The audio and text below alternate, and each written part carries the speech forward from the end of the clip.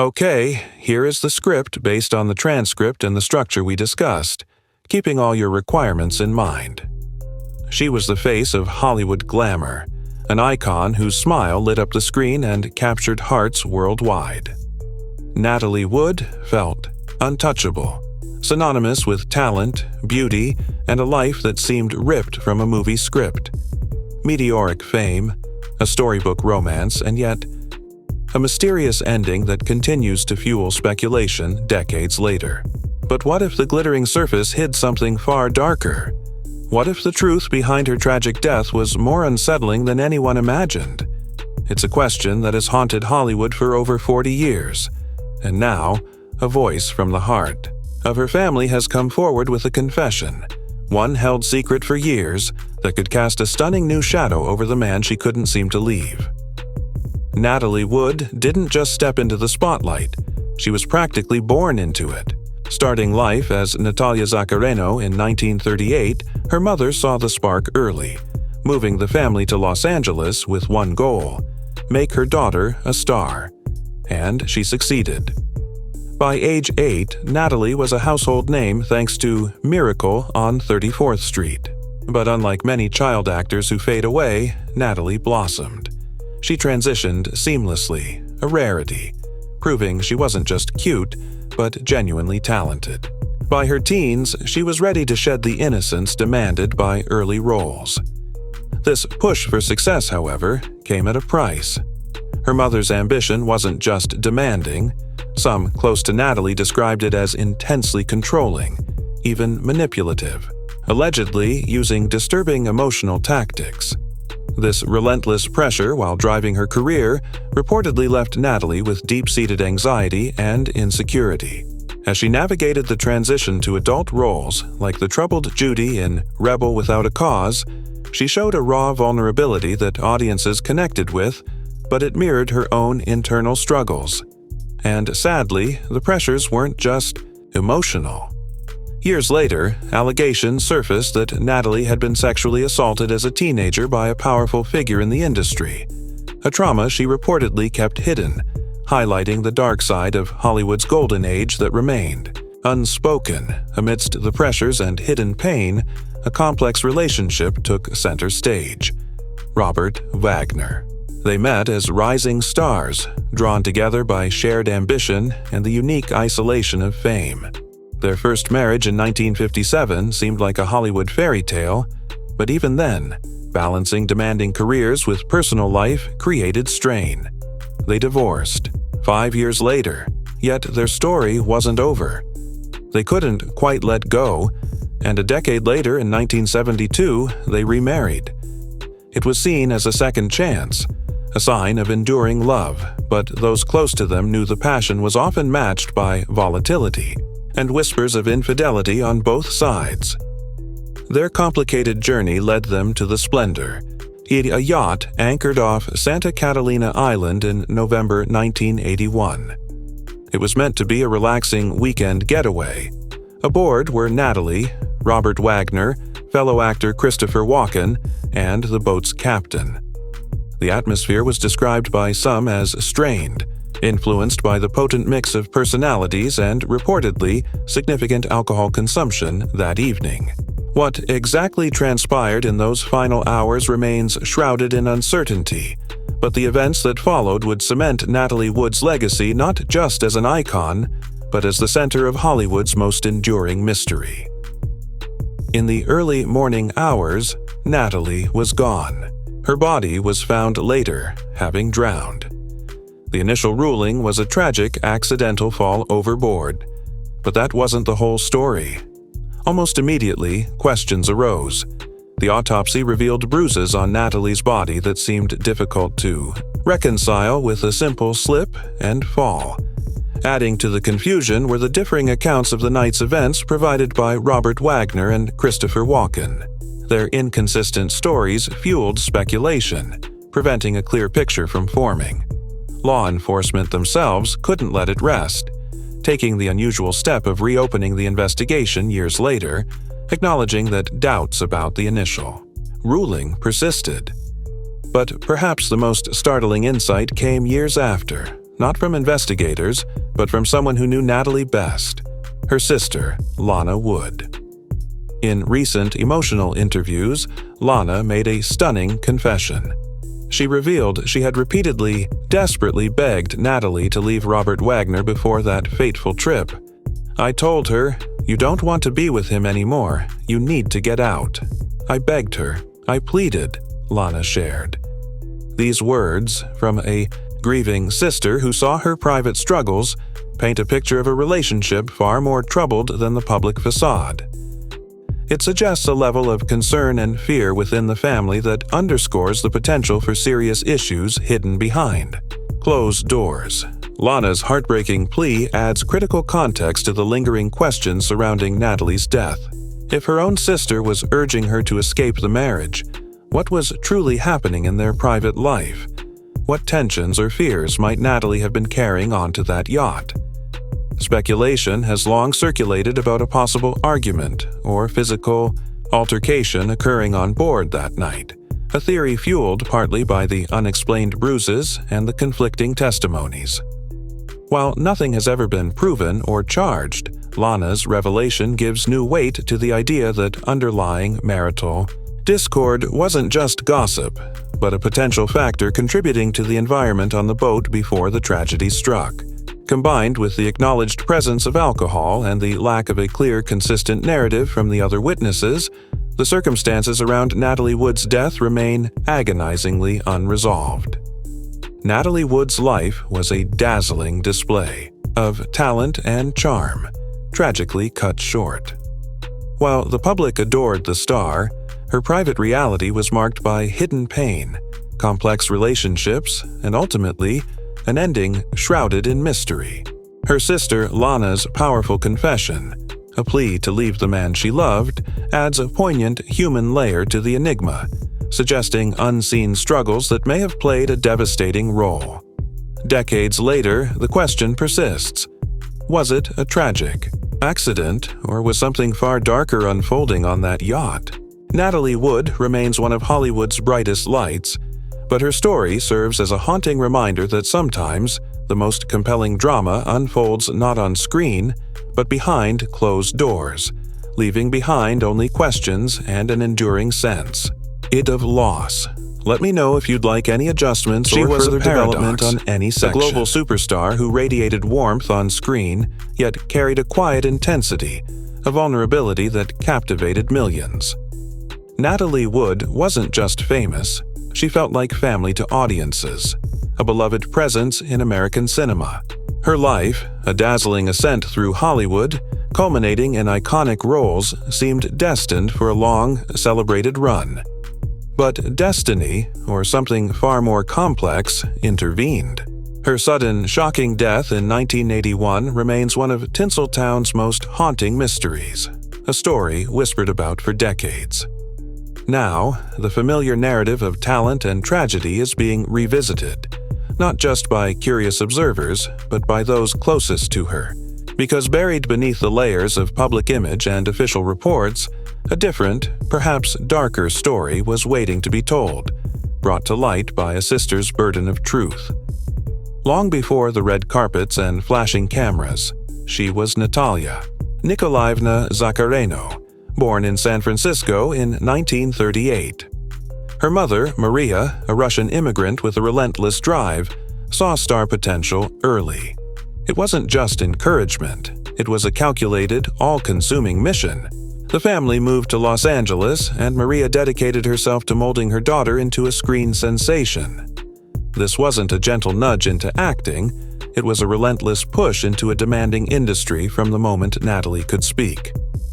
Her debut came at 4, a small start, but within a few years, at age 8, Miracle on 34th Street made her a sensation, a certified child star. Yet, while her talent was undeniable, this early immersion came at the cost of a conventional childhood, replaced by the structure and pressure of studio sets and acting coaches. Navigating the transition from adorable child actor to respected adult performer is notoriously difficult, a path littered with cautionary tales. Natalie Wood made it look almost effortless. By the mid-1950s, she was shedding the image of innocent Shirley Temple types. Rebel without a cause was her declaration of independence. Playing Judy, a troubled, complex teenager opposite James Dean, she revealed an emotional rawness, a depth that earned her an Oscar nomination before she was 20. She wasn't just a pretty face, she was a serious actress.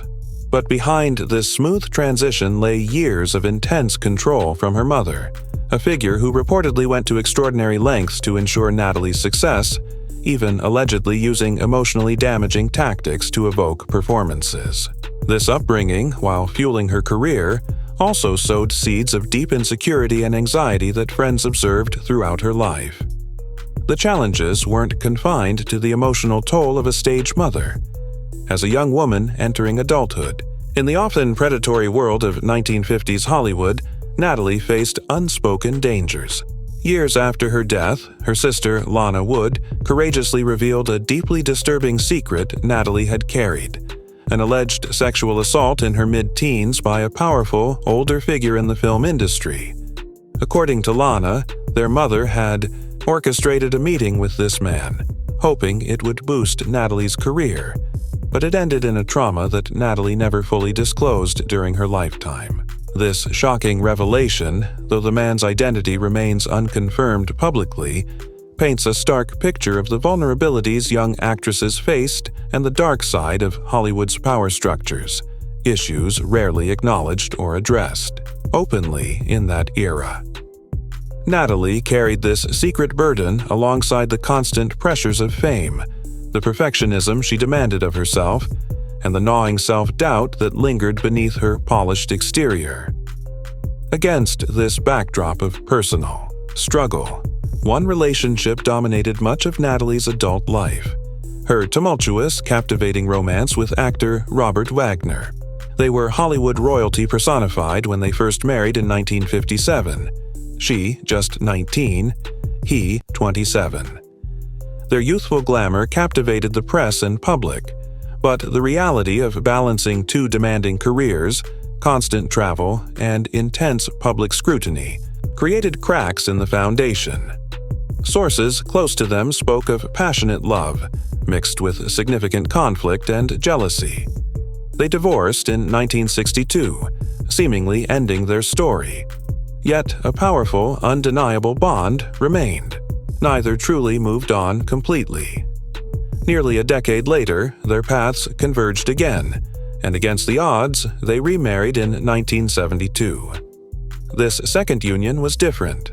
They were older, perhaps wiser, attempting to build a more stable life, including raising Natalie's daughter Natasha from a previous marriage and later having their own daughter, Courtney. Publicly, they again presented a picture of enduring love, a couple who had found their way back to each other. But the private reality, according to some accounts, still contained undercurrents of tension, arguments, and the persistent whispers of infidelity that plagued their first marriage. Their love story was undeniably deep, but also reportedly volatile, a complex blend of affection, conflict, and unresolved issues. This complicated dynamic sailed with them aboard the Splendor on the weekend of November 28, 1981. The trip was intended as a break, a short cruise off the California coast near Santa Catalina Island. Aboard were Natalie, Robert Wagner, actor Christopher Walken, Natalie's co-star in the film she was working on, Brainstorm, and the boat's captain, Dennis Davern. The mood on the yacht that Saturday evening reportedly shifted. Accounts from the boat indicated that alcohol was consumed, and later reports, particularly from the captain, described escalating tensions and arguments between Wagner and Walken, allegedly related to Natalie's career and her relationship with Walken. The atmosphere, intended to be relaxing, became charged with unspoken and possibly spoken conflict. Sometime during the night, Natalie went missing from the yacht. Her body was discovered floating in the water the next morning, approximately a mile away. The Los Angeles County Coroner's initial ruling was accidental drowning, suggesting she might have slipped while trying to tie up a dinghy or adjust a mooring line. The world mourned the loss of a beloved star in what seemed like a tragic accident. But the story didn't end there. Almost immediately, questions began to surface, nagging inconsistencies that wouldn't go away. The most significant challenge to the accidental drowning theory came from the physical evidence. The autopsy report detailed bruises on Natalie's body, on her arms, a scrape on her cheek. While the initial report downplayed these, describing them as minor and consistent with falling into the water, later scrutiny by forensic experts and investigators found them troubling. Some experts felt these marks suggested a struggle or being forcefully handled before entering the water, rather than simply slipping. Furthermore, Natalie had a well-known, lifelong fear of dark water, making the idea of her willingly going near the water in the dark and while likely impaired by alcohol seem highly improbable to many who knew her. Compounding the doubts were the conflicting narratives from the two key witnesses, Robert Wagner and Christopher Walken. Both men provided statements, but their accounts of the events leading up to Natalie's disappearance were not entirely consistent, particularly regarding the arguments reportedly heard on board that evening. For years, the discrepancy between their versions fueled suspicion. Walken reportedly remained guarded about the event, while Wagner maintained it was a tragic accident. The lack of a clear, unified account from the only other people on board, apart from the captain, left a massive void, a space filled with speculation and lingering mistrust. The persistent questions and unresolved doubts prompted the Los Angeles County Sheriff's Department to take the extraordinary step of reopening the investigation into Natalie Wood's death in 2011, nearly 30 years later. This wasn't a simple review, it was a full reopening, spurred partly by new information and the Captain Dennis Davern's increasingly public and evolving statements. Davern, who had given an initial statement supporting the accident theory, later changed his account dramatically, claiming Wagner was responsible for Natalie's death and that he had been pressured by Wagner and the boat's crew to withhold information from the original investigators. Davern became a vocal advocate for the case being treated as a homicide. While Davern's credibility has been debated, his changing narrative added another layer of complexity and controversy, further undermining the simple accidental drowning conclusion. In 2012, the Los Angeles County Coroner's Office amended Natalie Wood's death certificate. The cause of death was changed from accidental drowning to drowning and other undetermined factors. This official change was highly significant, acknowledging that the circumstances surrounding her death were not fully understood and that other factors, potentially including the bruises, could not be ruled out. It solidified the official position that the case remained open and the cause not definitively accidental. The investigation was reopened again in 2018, focusing primarily on Robert Wagner as a person of interest, though he has never been charged with any crime and has consistently denied any involvement in Natalie's death beyond the tragedy of losing her. But perhaps the most poignant and powerful voice to emerge from the shadows of this decades-long mystery is that of Natalie's younger sister, Lana Wood.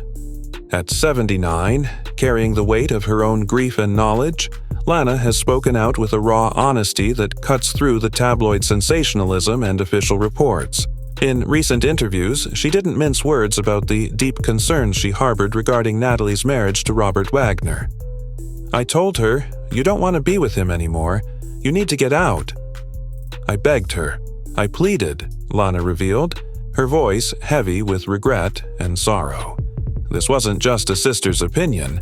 It was a desperate plea born of witnessing something she feared was dangerous. Lana's confession is a crucial piece of the puzzle, not necessarily proving foul play, but providing intimate, personal context to the relationship dynamics aboard the Splendor. It strongly suggests that despite the public appearances, Natalie's marriage was in deep trouble, perhaps even volatile enough to create a dangerous environment. If Natalie's own sister felt compelled to beg her to leave Wagner, it points to underlying issues within their relationship that were significant enough to cause alarm among those closest to her. Lana's perspective gives emotional weight to the speculation about marital tensions contributing to the events of that night. It reframes Natalie's final hours through the eyes of someone who loved her and feared for her well-being within her own home, adding a layer of personal tragedy to the public mystery. The case of Natalie Wood's death remains officially open, a testament to the enduring questions that refuse to be silenced. The inconsistencies in the evidence, the conflicting witness accounts, the controversial statements from the captain, the amended death certificate acknowledging undetermined factors, and now the heartbreaking revelation from her sister about the state of her marriage, all contribute to a narrative that feels incomplete and deeply unsettling. Robert Wagner has written about the pain of that night, maintaining it was a devastating accident and refuting suggestions of foul play. Christopher Walken has largely avoided discussing the events publicly, offering little clarity. The captain, Dennis Davern, continues to voice accusations. Natalie Wood was more than just a victim of a mysterious accident or potential crime. She was a woman of immense talent, deeply loved, who navigated a life filled with both dazzling success and profound personal challenges. Her story is a sobering reminder of the pressures faced by those in the public eye and how the line between celebrity facade and private pain can tragically blur. Decades may pass, but the mystery of what truly happened on the Splendor that November night endures, a haunting footnote to the life of an icon, leaving her family, fans, and investigators still searching for the definitive truth, forever wondering if a sister's desperate plea could have saved her. This expanded version adds more detail to each section: her childhood under Maria's influence, the impact of the alleged assault, the specific dynamics of her relationship with Wagner, both marriages, the details reported about the atmosphere on the yacht before her disappearance, alcohol, arguments, the specific inconsistencies in evidence, bruises, and witness accounts, the process of the reopened investigations, the significance of the amended death certificate, and Lana Wood's statement and its implications. It also briefly touches on the other figures involved: Walken, Davern, Wagner's public stance. It should meet the desired length while maintaining the flow and tone.